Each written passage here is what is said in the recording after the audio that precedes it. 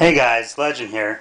Today I'm going to do the long-awaited review of one of my favorite guns of all time, and perhaps my favorite single-action revolver of all time. And that's the good old Ruger Blackhawk. Now if you've ever watched Blog TV, you've seen it before.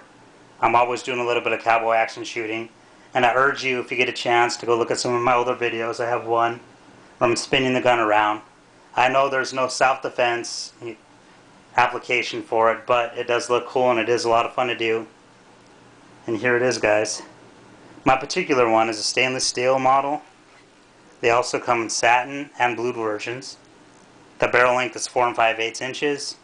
They also come in a 6 and a 7 inch. I have a ramped front sight with a little bit of paint on it and an adjustable back sight. Nothing too fancy, but it does get the job done and I like it a lot. These are single action only guns, which means I can pull that trigger all I want.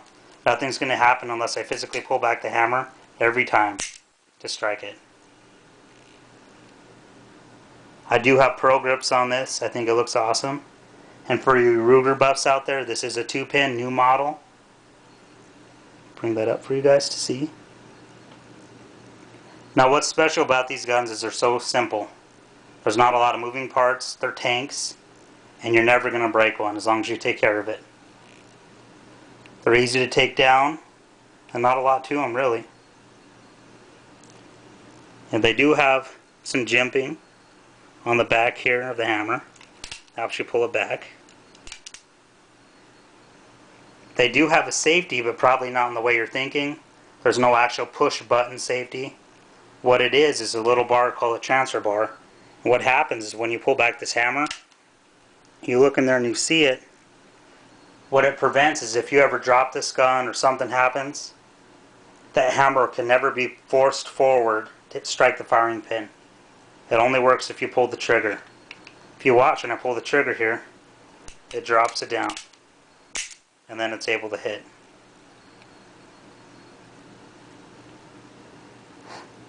This revolver is a 357 Magnum.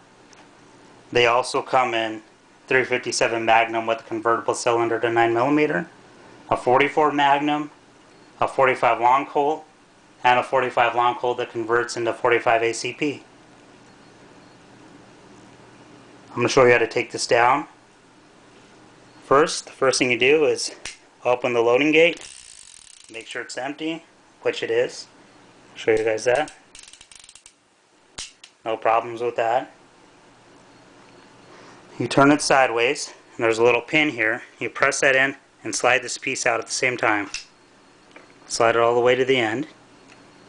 Turn it sideways, open the loading gate, and push it forward, and here comes your cylinder. Now when you clean this, you want to make sure to get every spot you can. You don't want to over lubricate these. A lot of people used to grease these, but you really don't need it now. Just try to get all the powder you can off of it.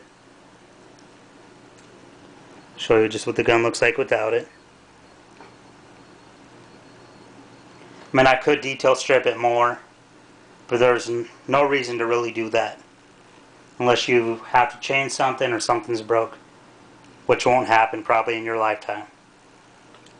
To put it back together, all you do is take the cylinder, make sure that piece is towards the back so it fits, drop it in, let it fall into place.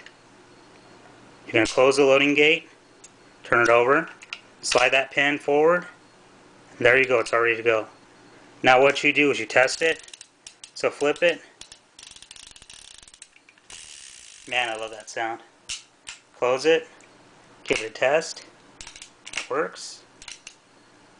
Alright, a few other things about this gun. If you ever shoot certain types of brass, they expand. So what they have here is this little bar you press in, and that helps you force out the brass after you're done shooting. You can see that, how it pops out. I'm not sure if I mentioned this already, but this is 40 ounces. So the kick on this is non-existent. This is no worse than the other single 6 I have with a 22 mag.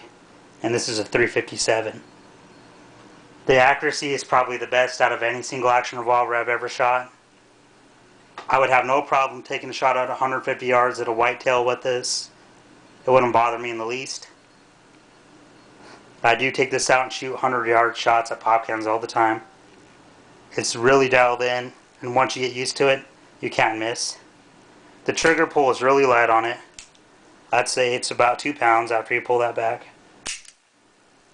Barely 2 pounds. These were nicknamed flat tops because every revolver before that all had a rounded top, as you can see on the top here. Nice and flat. Cool nickname. But yeah guys, not a lot to these. They're simple guns and they're tanks. And I love them. I think you guys, if you ever want to give it a try, you'd love them too. Well, anyways guys, thanks for watching. Look forward to more videos. Rate and comment. I'll talk to you guys later.